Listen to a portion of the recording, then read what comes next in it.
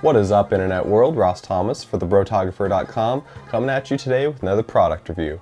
Today I've got for you the MG V2 motorized gimbal from Feiyu.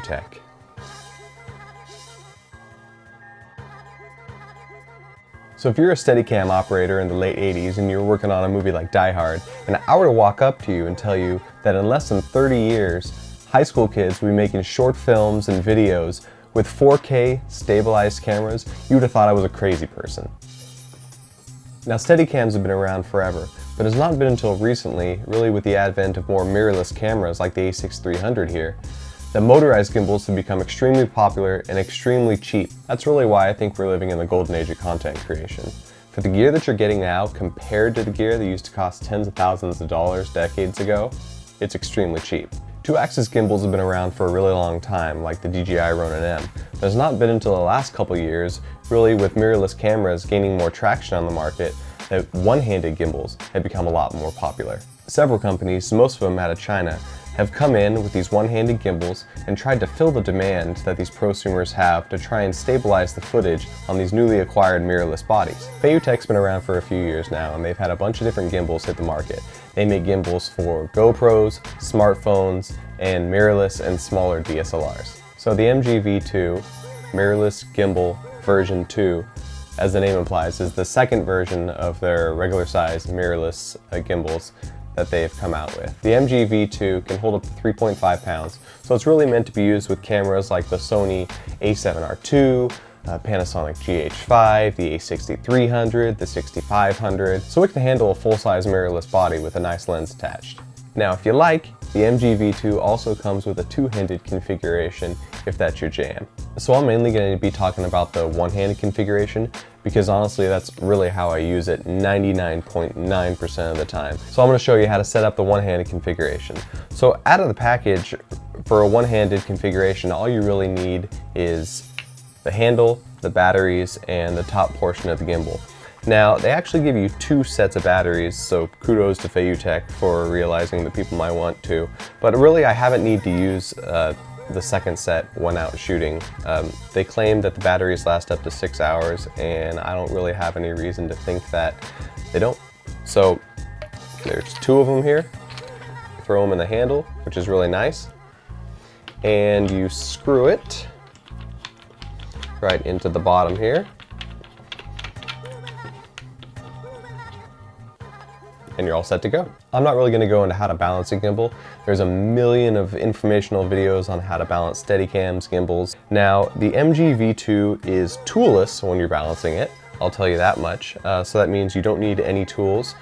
One thing that I really like about it, and kudos to them for including this, is on this bottom little screw here that attaches to the bottom plate of the camera, they have this little handle that makes it toolless. Now you can tighten it a lot more with an Allen wrench or a screwdriver, but if you don't bring it, you forget it. I always forget those things.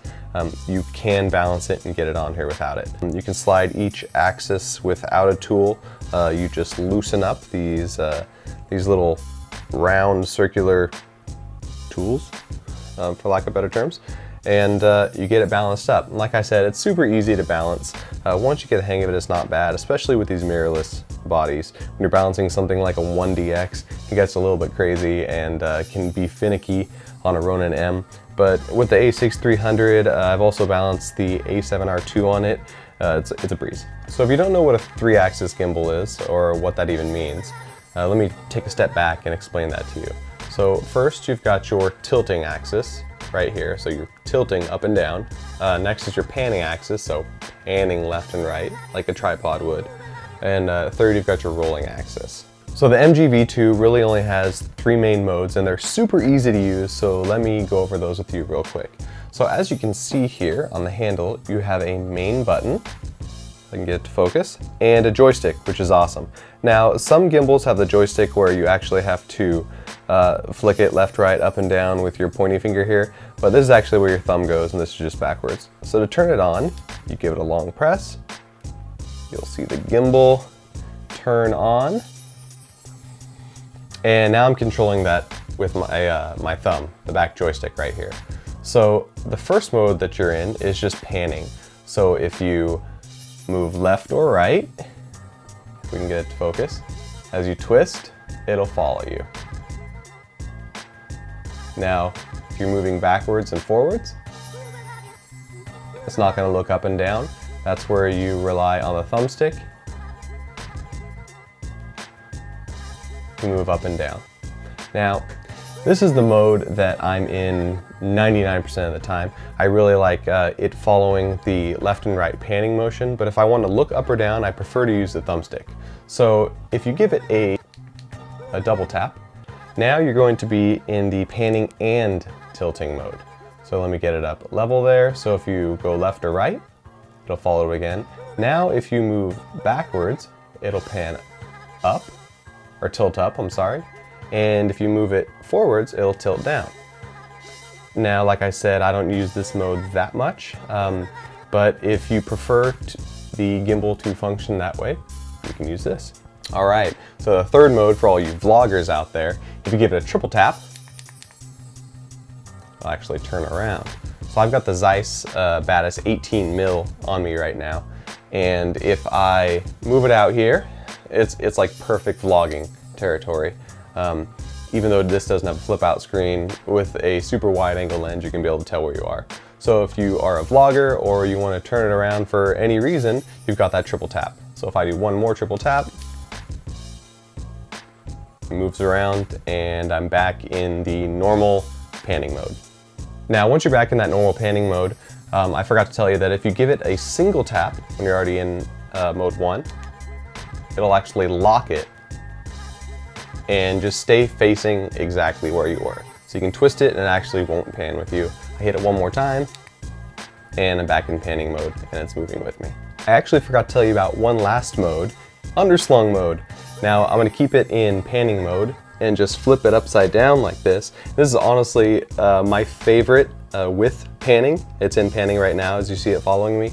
It's awesome. So I like to get those really dramatic under people shots, like if you're doing a fitness shoot or something like that. And even though the A6300, the A7R II don't have a flip out screen, they do have a tilty screen, so when you're in this mode, it's really to your advantage. You can just look down. So specs and modes are cool and everything, but at the end of the day, how does it work? Honestly, compared to the DJI Ronin M, it is night and day.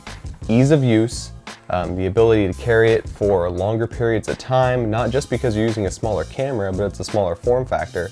If your hand gets tired, you can hold it with 2 hands instead of 1 and still use the joystick on the back. It never really had any problems. Now I was up at altitude and we were probably in freezing or just below freezing temperature, and I was in a rush, I was trying to get it going. I'm not sure if I balanced it improperly that one time, but it kept shutting off on me. So I don't know if the batteries had an issue in the really cold weather or if my balancing was just horrible and the motors couldn't compensate for that, but I'm gonna just chalk that one up to user error. So a massive pet peeve that I have with my Ronin M is that you're not able, when you're out shooting, to set it down on anything. You have to bring that super annoying, huge stand. I've got it right behind me, that's why I'm looking at it. And with the MG V2, it has this flat plate down the bottom here. You can just set it down. And if you don't feel comfortable setting your gimbal down like that, in the bottom of the MG V2, if that focuses, you've also got this 1/4 thread. So you can get some of those little mini tripod legs and put it on the bottom and stand it up like this. If you look around the internet, a lot of people do that. And it's a pretty cool thing that they added that 1/4 thread on the bottom of the MG V2 to let you be able to do that. So enough of my yapping. I know you want to see the gimbal in action, so let's jump into some sample footage that I've shot with it in conjunction with the A6300, Zeiss lenses, and A7R II. So anything you see that's down close to the ground here, I had the MG V2 in underslung mode. Here's a dolly shot. Look how steady it is in the wind. It's a really windy day. Here we're doing some slow-mo, and I am going around here and panning at the same time with the built-in panning function. Check out how steady it is. Here's another dolly shot where I move in closer to her. And notice how the horizon isn't tilted in these shots. And just check how steady it is. It really helps using the A6300 here with its autofocus capabilities as well. Here I'm tilting it up from below, and here I'm walking with her. Slow motion is just going to look very buttery. We're in underslung mode here again. Also keep in mind here that I'm shooting everything with a lens and a body in which neither of them have image stabilization. So if you're using a lens or a body that has stabilization, the images are only going to look even more smooth.